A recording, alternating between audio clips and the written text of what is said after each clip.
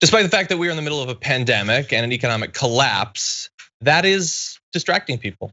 And the government is using that to accomplish their goals, including goals such as doing damage to the environment if that's what it takes to make fossil fuel companies a little bit more profit. The Trump administration is expected in the coming days to lift Obama-era controls on the release of methane, a powerful climate warming gas that is emitted from leaks and flares in oil and gas wells. So like there's still methane emissions and all of that. It's just that under Obama, he had some new regulations that were gonna try to capture that.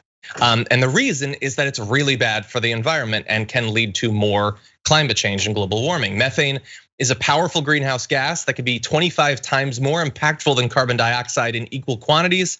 Back in 2018, it accounted for nearly 10% of all US greenhouse gas emissions caused by human activity, mostly from the oil and gas industry, although commercial agriculture and the cattle industry are also large contributors to methane emissions. So what's the new rule? The EPA's new methane rule eliminates federal requirements that oil and gas companies must install technology to detect and fix methane leaks from wells, pipelines, and storage sites. So that's effectively what Obama had put in place in the last years of his second term. Now, why would you want to remove that?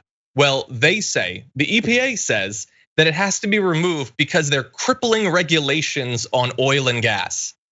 The EPA called them crippling regulations. Not just the oil and gas, the people who are supposed to protect not profits, but the environment. That's how they talked about it. And they said in particular that we can't have these crippling regulations in a time where companies are suffering from plummeting prices and falling demand driven by a sharp global economic slowdown. Now, admittedly, we are in the middle of an economic slowdown in the past few months, but the EPA was making that case a year ago. So I don't really trust the case that we need to get rid of these a year ago. So that just seems like opportunism. I don't think it actually has anything to do with that. And even if it did, you're not supposed to be a lobby group for oil and gas companies. You're supposed to be the one on the other side who protects the environment. They've got their lobbyists, they're well paid, and they're in DC every day trying to influence legislators. You're supposed to be a counterweight to that, not someone who's going to signal boost the fantasies of oil companies. Yeah, it's a part of the Orwellian nature of a lot of what we're seeing with the Trump administration. So the Environmental Protection Agency is actually just allowing for oil and gas polluters to do whatever they want and run rampant, and using the shock doctrine, as Naomi Klein talks about, an economic collapse and mass unemployment and a pandemic, and hundreds of thousands of Americans dead are going to be, to push forward what they want. And use that vacuum, that fear to basically deregulate and get rid of what Obama put in place, the kind of threadbare things that Obama put in place. So yeah, the Environmental Protection Agency doesn't protect the environment, it does the opposite. And what's been in the news lately, the Department of Homeland Security certainly does not make the homeland more secure. In fact, it terrorizes its own citizens, as we've seen in the streets of Portland and more. So it really is creepy, and definitely not in the spirit of what America's supposed to be about. Yeah, supposed to be the key word there. Supposed to be, but it is in the spirit of what the EPA and the Trump government have been doing for the past few months.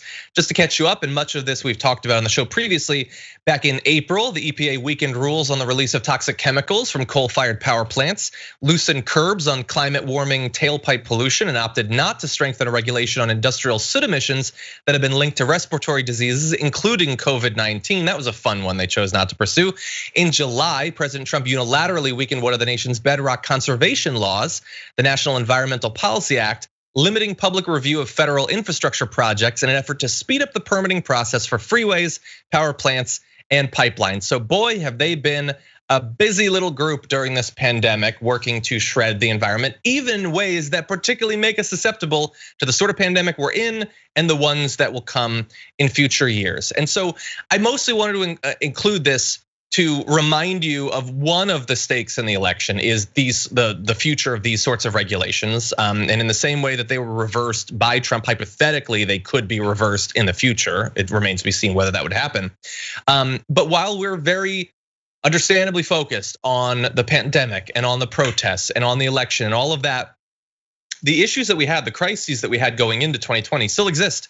Just to catch up on the last few days of headlines around climate change, I saw this one, this is fun.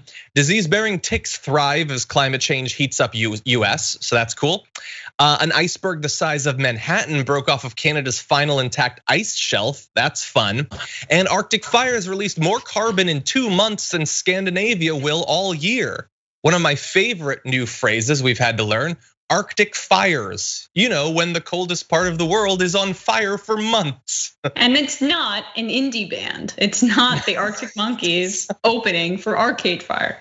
Arctic Fire sounds great. I love it. It honestly, not in reality. It's like Crossfire Hurricane, Arcade Fires everywhere. Exactly. God, what a world, and it's getting worse. Hopefully we can limit some of the damage.